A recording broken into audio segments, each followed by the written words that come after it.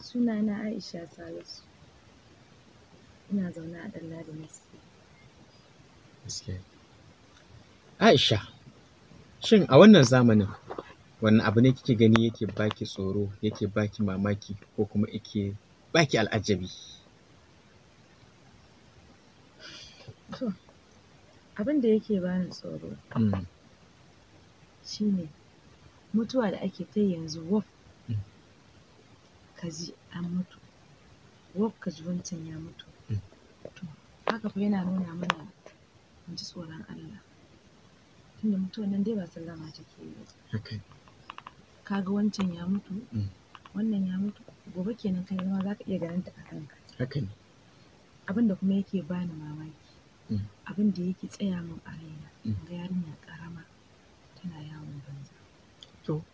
Abin nan yana damina, yana tsaya min a raina. In ji gabaki ɗaya duniya ta min zafi. Yarinya shekarunta ba su kai sun kawo ba. Wai yarinya 'yar ƙarama ka ga wai ta fita tana yawon banza.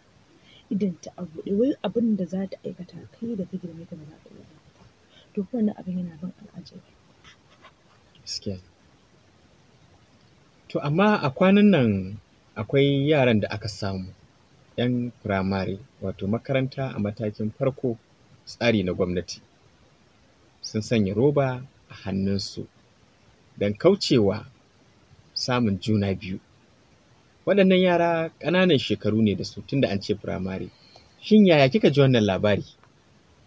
Inna lillahi wa inna ilaihi raji'un. Yara ƙanana. Ƙwarai. Ni ma na ji kuma ma zan ce na gani a eriyar da nake zaune. Akwai wata yarinya ita ma shekarunta ba su irin wuce 14 ɗin nan ba. To irin sai aka kama ta. To da aka kama ta sai irin ana ƙoƙarin a ce wai a je a yi gwaji a yi menene. Wai sai yarinyar take cewa ita ba sai an je an mata gwaji ba tana shan ƙwayar hana ɗaukar ciki. To. So amma wa'innan yaran gaskiya da kake faɗa a yanzu ba fa za su iya yin wannan abin su kaɗai ba sai da gudunmawar babba. Amma fa da abin da abin mamaki a ce yara 'yan firamare. Don wannan yarinyar da na ce maka a unguwarmu da aka bi diddigin abin kowa yana mamaki ya aka yi take shan ƙwaya. Sai aka gano cewa akwai wata yarinya wanda ta girme ta sosai ita ke ɗaura ta akan hanya. Take siyan ƙwayan take bata har ita ma ta gano ta siya ƙwayan da kuɗinta. So ni dai ina jan hankalin mata su ji tsoron Allah. Kar ka manta ka haihu, idan baka haihu ba ɗan uwanka ya haifar maka. Idan ɗan uwanka bai haifar maka ba kana da ƙanne. Kuma kana da 'ya'yan 'yan uwa. Duk abin da ka shuka mara kyau zai bibiye ka. Haka ne. To amma Aisha, ba kya ganin ƙawaye suna taka muhimmiyar rawa? Shin ke ba ki da ƙawa? Gaskiya ni ba ni da ƙawa. Ba ni da ƙawa. Abin da ya sa na ce maka ba ni da ƙawa ni ana cewa ƙawaye suna ba da gudunmawa wajen ɓata tarbiyyar yarinya. Ƙwarai suna ba da gudunmawa wajen ɓata tarbiyyar 'ya'ya mata. So amma ni ba don wannan ba ma kawai. Saboda ni ban damu da shiga maƙota, ban damu da yin ƙawaye ba. Saboda ba na iya ma ni zuwa gidan ƙawaye. Ina gudun duk abin ma da za a ce na yi. Shi sa ma ka ga ban cika bibiyan ƙawaye ba, ban cika shiga cikinsu ba. Amma duk yadda ka ga ƙawa ta ɓata ta gaskiya da ita ma da son ta. Duk da dai na san ƙawaye suna ba da gudunmawa amma fa duk ka ga yarinya wannan ta ɓaci. To yawanci ka ga masu ƙaramin tunani ne, wasu kuma ka ga yara ƙanana ne sai ka ga babba ta yi ƙawance da su, ka ga ta girme su. Za ta iya sauya musu tunaninsu tana ɗora su a kan abin da su ba su taɓa tunanin abin wannan mara kyau ba ne. To ka ga ta ba da gudunmawa ai. To amma Aisha idan baki da ƙawawa kike iya faɗa wa sirrinki musamman idan abu ya dame ki? Idan abu ya dame ni nakan gaya wa mahaifiyata. Ko kuma idan na ga ba zan iya gaya wa mahaifiyata ba nakan gaya wa yayata don ni a taƙaice yayata ita ce ƙawata. Gaskiya. Don ni ita ce abokiyar yawota, ita ce dai abokiyar kuma shawara ta da dukkan wani abu dai ita zan zo in tunkara in gaya mata. Duk abin da ji yawa min nauyi ba zan iya gaya mamata ba, to ita zan gaya wa. Kai ni ban gama abin da zai min nauyi wanda ba zan gaya wa mahaifiyata. Akwai abubuwa da suke faruwa a yanzu wanda ake ganin su wayewa ko ci gaba ko kuma nan gaba na daina. Harkar shaye-shaye ga 'yan mata, kai har ma da matan aure sukan sha wasu abubuwa na maye a matsayin huce takaicin ɗa namiji. Yaya kike kallon wannan, kuma a wannan matsayi kika aje hakan? Ai babu wayewa ga 'ya mace ta yi shaye-shaye. Saboda idan kika yi shaye-shaye kin tafi kan titi kina tunɓeli, kin faɗi a can, jikin mace fa al'aura ne ita ɗin. Rigarki ta yage ko kuma siket ɗinki ya ɓarke da can gefe, me gari ya waye. Duk abin da ɗa namiji zai yi ado ne akan 'ya mace. 'Ya mace ke ce fa da ake tarbiyyantar da 'ya'yanki. Yau to ga ki nan a bige, gobe a bige, ta yaya za ki tarbiyyantar da 'ya'yanki? Kuma a ce wai abin kunya, a ce wai 'ya mace ta tafi titi tana tunɓeli, wai shaye-shaye akan. Gaskiya dai wannan ba abu ne mai kyau ba. Babu wayewa kuma babu ci gaba a ce wai 'ya mace na shaye-shaye. Gaskiya ni dai zan ba wa 'yan uwana mata shawara ga wanda suke sha'awar su yi. Wannan ba abu ne mai kyau ba, ga wanda suke kuma Ubangiji Allah ya shirye su. Allah ya sa su daina. Waɗanda kuma ba sa yi Allah ya kare su. Amma dai gaskiya nan ba abu ne mai kyau. A ɗazu kin yi wata magana wadda za mu ɗora a kanta. Akwai gidaje da yawa waɗanda yaran su suke nemo abin da za a ci, ko don matsin rayuwa ko kuma yaran kyawawa ne, wato hannun jari ne, in sun fita za su iya samun wani abu su kawo gida. Shin yaya kike kallon wannan ɗabi'ar musamman ga 'ya'ya mata? Gaskiya nan ba abu ne mai kyau ba. Don wani ɓangaren akwai laifin iyaye, wani ɓangaren kuma laifin yaran ne. Su sun raina abin da iyayensu suke kawo musu. Za su fita su je su samo abin da ya musu, su ci, su ɗinka abin da suke so. To wannan ba abu ne mai kyau ba. Wasu kuma iyayen ne ke saka ma 'ya'yan ragama.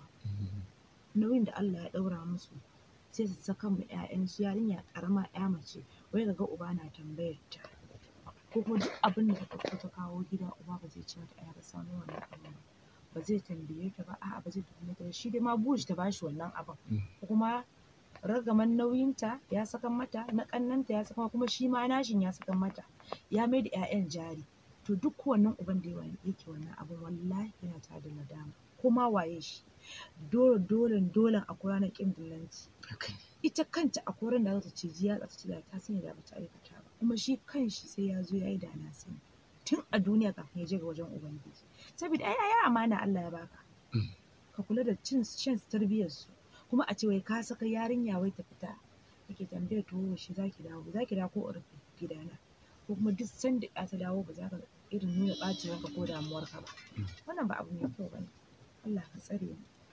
Aisha, kusan a ƙarshe yara sukan mallaki manyan wayoyi, amma sukan shiga shafuka daban-daban waɗanda har wasu ma za ki ji suna cewa su ko ba su yi aure ba buƙatar su ta biya, saboda irin alaƙar da take tsakaninsu da waya da kuma waɗannan shafukan.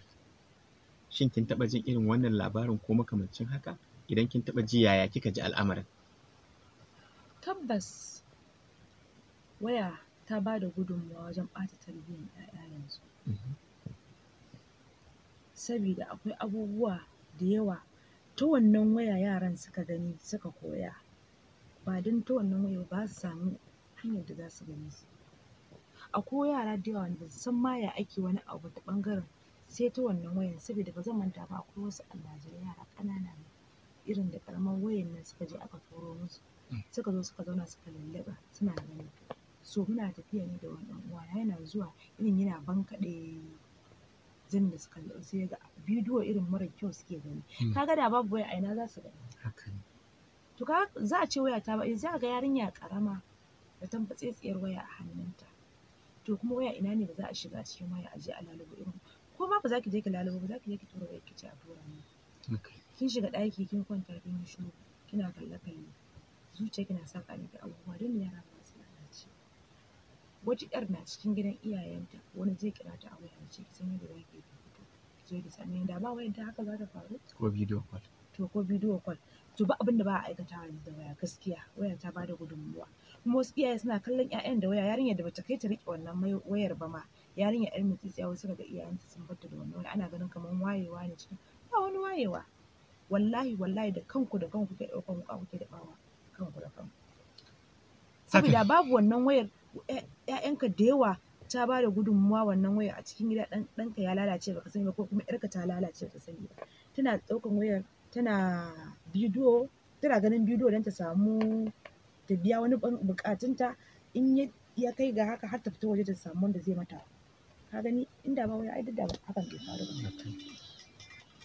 To amma Aisha a ƙarshe da yawan mutane sun san fuskarki a masana'antar shirya fina-finai wato Kannywood. Ana ganin matan Kannywood wasu daga ciki ba duka ba idan matakin ɗaukaka ya fara zo musu ko da miji ya fito zai aure su ba za su yi aure ba saboda suna ganin kamar zai katse musu wani ci gaba na rayuwa. Shin a wanne layin kike wancan layin ko ku kina da wani layin na daban? Ni dai ina layin da to bari dai in taƙaice maka su ma ai baƙin auren suke yi ba lokacin su ne bai yi ba Na auren? Duk lokaci in lokacin mace ya yi to wallahi sakan ba za ta ƙara a gidansu ba sai ka ji ana cewa ai auren wance gadan-gadan ya zo ai ta yi aure ko kuma ma ka ga ai wance ai rana kaza za a ɗaura ma wance aure kaga kenan Allah ya yanke ya kawo lokacin amma in an sa ranar ma Allah bai yanke ya kawo lokacin ba sai ka ga ba a yi ba duk macen da kaga bata auri miji ba to Allah ya ƙadarta dama ba mijinta bane duk mijin da kaga bai auri mace ba dama ba matarsa bace ba wai dan bata so ko kuma shi baya so ba a'a duk rashin son ta Allah ya rubuta mijinta ne sai ta zauna da shi zai tafi daga baya so kuma ni duk lokacin da Allah ya kawo min miji kofa a buɗe take ni ba wai lalle na ce wai dan in ɗaukaka ta zo min ba zan yi aure ba a'a ina fatan Allah ya kawo ɗaukaka kuma ya kawo miji na gari wato ni a shirye nake wasu sukan ce miji na gari amma waɗansu suna nufin miji na gari attajiri ko ɗan attajirai hakan ne ke ma a gurinki? A'a ni ba haka nake yi ba ai wai auren mai kuɗi ba shi yake nuna ka aure don ka samu kwanciyar hankali ba sai ka aure mai kuɗin ma babu kwanciyar hankali kana cikin damuwa ka ga dai a ga dai duk ba a samu abin da ake so daga gare ka ba sai ka aure talakan ka samu kwanciyar hankali ni dai abin da kowane lokaci nake roƙon Allah ya bani miji na gari wanda zai riƙe ni amana ya kula da ni wanda ya san mutunci na ya san mutuncin iyayena wanda za mu zauna zaman lafiya da shi kuma miji dai mai kula da ibada don ina son in ga namiji na son sallah ina kula da ibada. Al'umma da yawa a kowane ɓangare sukan so abu uku ɗaya a sirri biyu kusan a fili ɗaukaka da kuɗi da kuma wancan ɓoyayyen lamarin shin wanne kike so ya fara zuwa na sirrin ko ka ɗaukakar ko ka kuɗin? Ina so duka Allah ya kawo min su lokaci guda. Dukansu? Ba za ki ware ɗaya daga ciki ba? Na ce maka dai ina so duka Allah ya kawo min. Don ni ko a addu'a ta ma haka ne.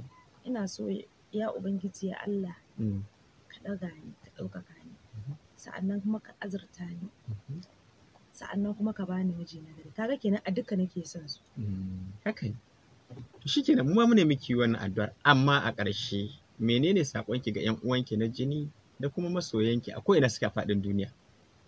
'Yan uwana na jini da masoyana ina musu fatan alkhairi kuma ina miƙa saƙon gaisuwa na kuma sannan muna roƙon addu'a a gurinsu sa'annan kuma mu ɗan adam ne dole za mu yi wataran daidai wataran ba daidai ba duk sanda muka yi ba daidai ba don Allah da annabi a tunasar da mu kuma a yi mana nasiha sannan ni dan ina son duk lokacin da na yi abu ba daidai ba ina so a yi mana nasiha ko kuma a kira ni a ce mu abin da kika yi nan ba daidai ba ni kofa a buɗe take saboda dole ɗan adam sai ya tunasarwa wataran za ka yi daidai wataran ba za ka yi daidai ba to idan kai ba daidai ɗin nan ba ya kamata a ce ba ko ka gefe a dinga yi da kai ba ana zagin ka ana wance ai kaza kaza a'a ka kira mutum wance kare abin da kike kyautawa bai daidai ba kaza da kaza ki gyara to insha Allahu rabbi zan gyara. Ina jin daɗin haka.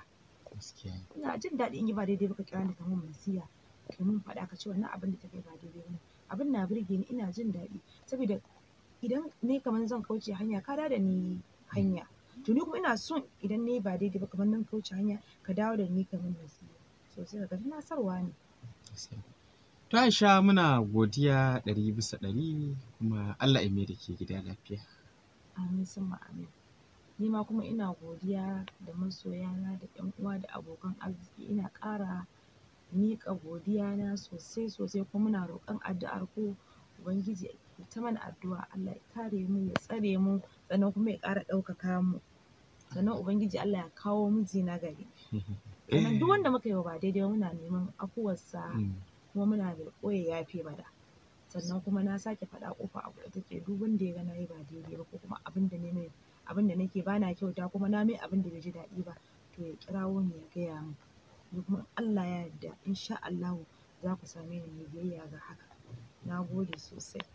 Mun gode. To masu saurare, tattaunawar mu kenan da Jarima Aisha, wadda kun ji batutuwa daban-daban. Kuma muna fatan za a ci gaba da sanya ta addu'a da ma mu gabaki ɗaya. Allah ya kare Aisha, ya ɗaukaka ta, ya kuma ba ta dukkan abubuwan da take buƙata, ya sanya albarka a ciki. Amin don son ma'aiki. Ubangiji Allah ya mana gabaki ɗaya. Amin, amin. Wannan masifu da suke damun mu na ƙasa, Ubangiji Allah ya yaye mana. Amin. Ubangiji abubuwan da suka dame mu Allah ya kawo mana ƙarshen su. Mun gode sosai. Saduwar alkhairi.